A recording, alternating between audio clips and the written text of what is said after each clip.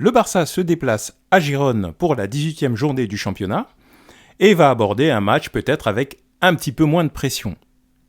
Mais il ne faudrait pas trop se relâcher tout de même. Gérone FC Barcelone, on en parle tout de suite.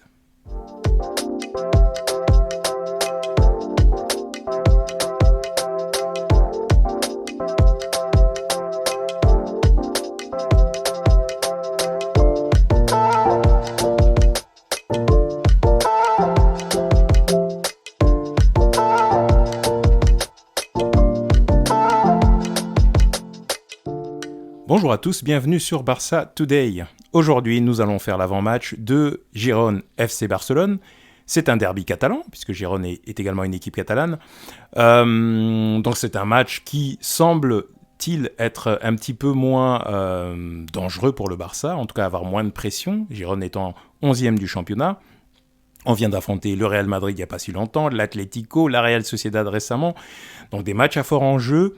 Le Barça risque d'aborder ce match avec peut-être un petit peu moins de pression et du coup se faire peur.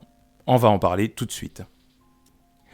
Donc Gérone-Barça, ce sont généralement des matchs assez disputés. Il n'y a pas beaucoup de confrontations entre les deux équipes, puisque Gérone est une équipe qui n'a pas été souvent en première division. Mais bon, actuellement, elle est entraînée par Michel, qui est un entraîneur qui était un très bon joueur de foot, qui est un entraîneur qui est aussi très offensif. Donc c'est une équipe qui a une proposition de jeu assez proche de celle du Barça. C'est-à-dire qu'il sait sortir la balle avec des passes assez facilement de l'arrière, une équipe qui se projette vers l'avant, qui aime le jeu, qui aime produire du jeu, qui attaque. Et ça, en règle générale, ça réussit bien au Barça, sauf lorsqu'ils font très bien les choses, sauf lorsqu'ils mettent la pression sur le milieu de terrain. Tout va en fait dépendre du 11 que Xavi va aligner. Petite particularité, donc le match se passe demain, samedi, à 4h de l'après-midi, donc déjà un horaire assez particulier. Ceux qui ont l'habitude de voir jouer le Barça savent que les horaires de milieu d'après-midi, ça ne va pas très bien à ce genre d'équipe, comme le Barça, ça change les habitudes. Les joueurs ont un certain rythme, ils ont en plus de ça joué en semaine.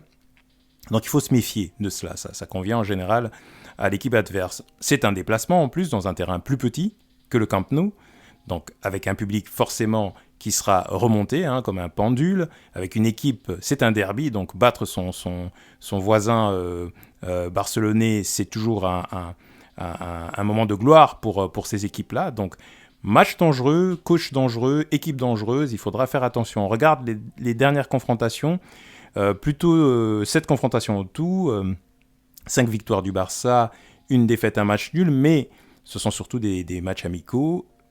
La dernière confrontation en Liga date de 2019, si on regarde bien, et c'était une défaite de Gérone, donc 2-0, et auparavant c'était un match nul. Donc pas trop de références finalement par rapport à cette équipe. En revanche, concernant la tendance de Gérone qui est bien campée on va dire milieu haut de tableau, ils ont perdu dernièrement contre Villarreal, certes, mais ils ont battu Séville. Ils ont battu l'Espagnol, ils ont fait match nul contre l'Espagnol, ils ont fait match nul contre le Rayo, et ils ont fait match nul contre Osasuna. Donc c'est une équipe qui semble être difficile malgré tout à manœuvrer. C'est pas pour rien, ils grappillent des points petit à petit, ce n'est pas pour rien qu'ils sont positionnés 11e dans ce championnat. Donc méfiance. Autre point important donc pour ce match, ça va être, je pense, pour le Barça, éviter de trop décompresser en fait. Après être passé à travers pas mal de matchs importants, l'équipe est en train de se mettre en place, il y a eu pas mal d'enjeux, donc une super coupe de gagner, premier en Liga, en demi-finale de Coupe du Roi. Donc là, le Barça est passé donc à travers pas mal de matchs importants, de rendez-vous importants où l'équipe a montré son plus beau visage. Le piège, ce serait de se relâcher face à Gérone et de faire une contre-performance. En fait, en gros, c'est ça. En gros, l'ennemi du Barça, là, c'est le Barça. Je suis persuadé que si le Barça met son 11 type comme d'habitude et retourne au charbon, ce match devrait bien se passer. Mais ce n'est pas possible parce que l'équipe doit tourner et ça va malheureusement jouer pas mal dans ce match-là. Ce que l'on va faire là tout de suite, du coup, c'est de regarder quel est le 11 que Xavi va probablement mettre pour ce match-là. Et en obliger de faire tourner, parce qu'il y a encore beaucoup de rendez-vous en Liga qui arrivent derrière, et en Coupe également. Donc le 11 qui va probablement démarrer demain, ce sera donc au but toujours Ter Stegen, qui a eu finalement des soirées assez tranquilles, donc ça devrait aller. Jordi Alba qui revient en latéral gauche pour moi.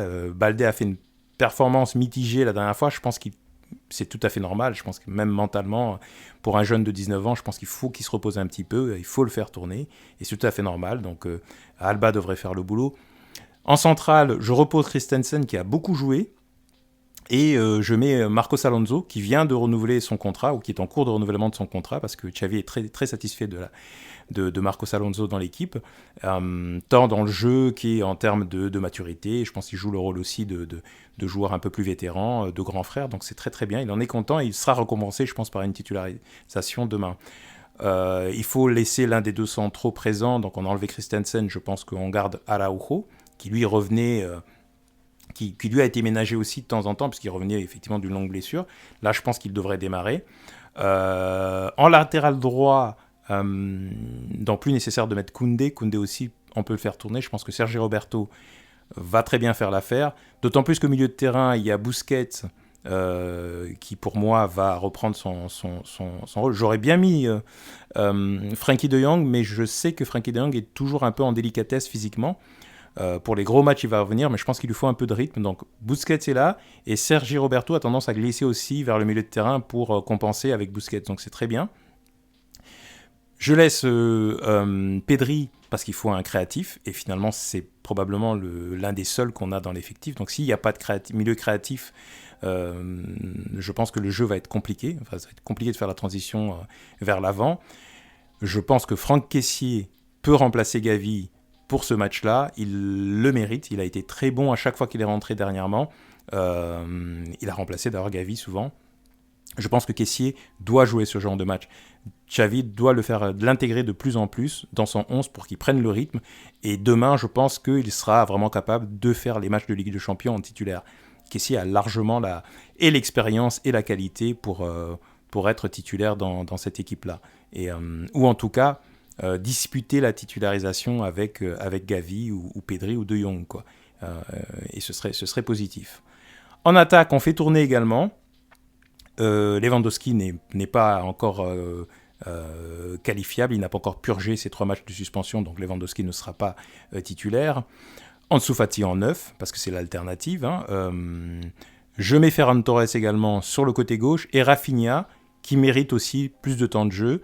Il mérite de démarrer un match, en tous les cas, dans sa position favorite, à droite, et il fait des merveilles quand il se donne à fond. Donc voilà le 11 que je pense que Xavi mettra en place. Il est nécessaire de tourner, on n'a pas le choix.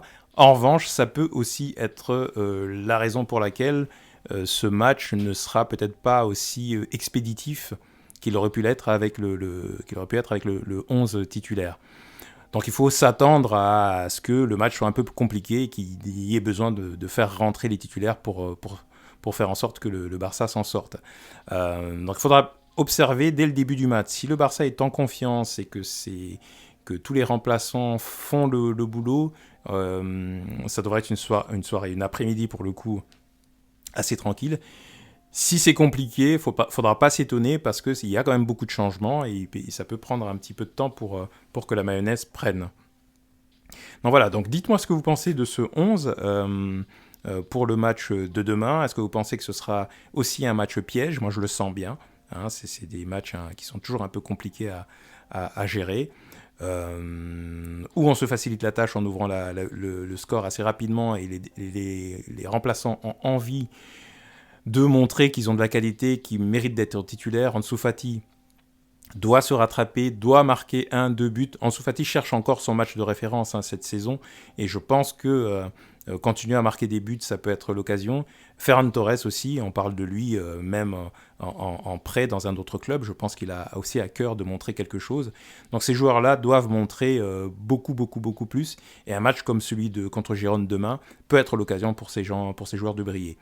Donc moi j'attends un Barça extrêmement offensif Pas spécialement super clair dans les idées, c'est tout à fait normal. Hein. Il ne faut pas s'attendre à ce que ce soit aussi fluide que quand on a Gavi, Pedri, Dembélé, Lewandowski, etc. Ça sera moins fluide, mais il n'y a pas de raison qu'on ne se facilite pas la tâche en étant hyper offensif et en marquant le premier but assez rapidement, et surtout en enfonçant le clou, parce que c'est souvent notre défaut.